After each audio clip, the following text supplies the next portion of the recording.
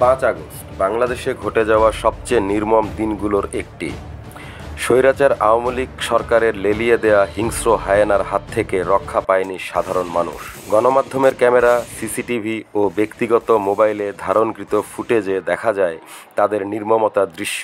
ওই দিন যাত্রাবাড়ী থানার সামনে ঘটে যায় সবচেয়ে লোমহর্ষক ঘটনা। বিভিন্ন ভিডিও ফুটেজে দেখা যায় আওয়ামী সরকার ক্ষমতা টিকিয়ে রাখার লালসায় কিভাবে নিরস্ত্র মানুষের উপর নির্বিচারে গুলি চালিয়েছিল। ছাত্র বৈষম্য আন্দোলনের ছাত্র এবং জনতার সমন্বয়ে যে ক্ষোভ তৈরি হয়েছিল তা হতে টিকতে না পেরে আওয়ামী লীগ সরকারের প্রধান স্বৈরাচারী শেখ হাসিনা দেশ থেকে পালিয়ে যায়। দীর্ঘ 17 বছর পর বাংলাদেশ হতে স্বৈরাচারী বিদায় হয়। জনগণ ফিরে পায় এক নতুন বাংলাদেশ।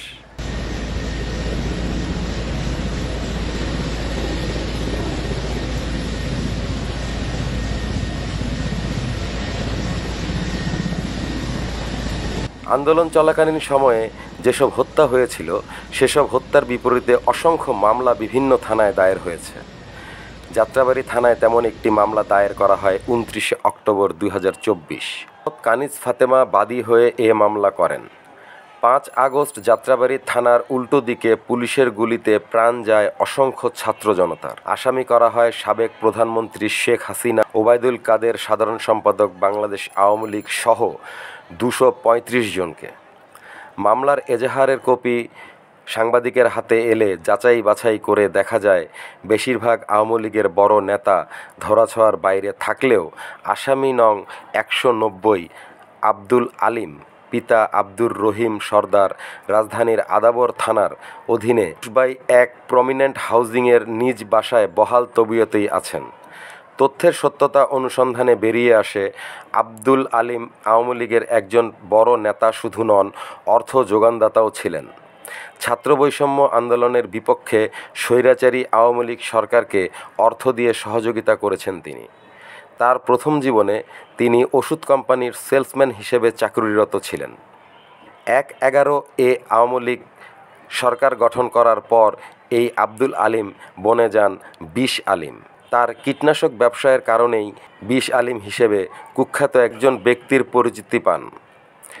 তিনি আওয়ামী লীগ সরকারকে ব্যবহার করে শত শত কোটি টাকার মালিক বনে যান। প্রেসিডেন্ট শাহাবুদ্দিন চুপ্পু এবং সাবেক মন্ত্রী জাহাঙ্গীর কবির নানক সহ অসংখ্য এমপি মন্ত্রীদের সাথে উঠা বসা ছিল এই 20 আলিমের। সাবেক প্রধানমন্ত্রীর এপিএস হাফিজুর রহমান লিকু এবং আরেক এপিএস শেখর এর সাথে তার অন্তরঙ্গতার প্রমাণ পাওয়া যায়। তাদের সাথে অসংখ্য ছবি তিনি সাজিয়ে রেখেছিলেন তার অফিস সহ ব্যবসা প্রতিষ্ঠানে। সামাজিক যোগাযোগ মাধ্যম ফেসবুকে এসব ছবি পোস্ট করে তিনি তার আধিপত্য জাহির করতেন। পদ্মা অ্যাগ্রো নামের একটি তথাকথিত কোম্পানি প্রতিষ্ঠা করে ব্যাংক লোন সহ জমি দখল, ফ্ল্যাট দখল করা শুরু করেন তিনি।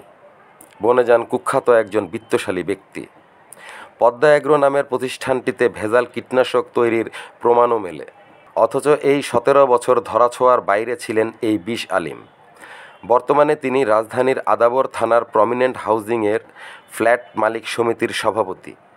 ক্ষমতা অপব্যবহারকারী ছাত্র বৈষম্য বিরোধী আন্দোলন হত্যা মামলার আসামি এই 20 আলিম এখনও বহাল তবিয়তে ব্যবসা প্রতিষ্ঠানে কর্মরত আছেন এবং বাসায় থাকছেন, অথচ তাকে আইনের হেফাজতে নেওয়া হচ্ছে না। কোনো এক অদৃশ্য ক্ষমতার প্রভাবে স্বৈরাচার আওয়ামী লীগ সরকারের দোসর ফ্ল্যাট মালিক সমিতির সভাপতি আব্দুল আলিম ওরফে 20 আলিম বহাল তবিয়তেই আছেন।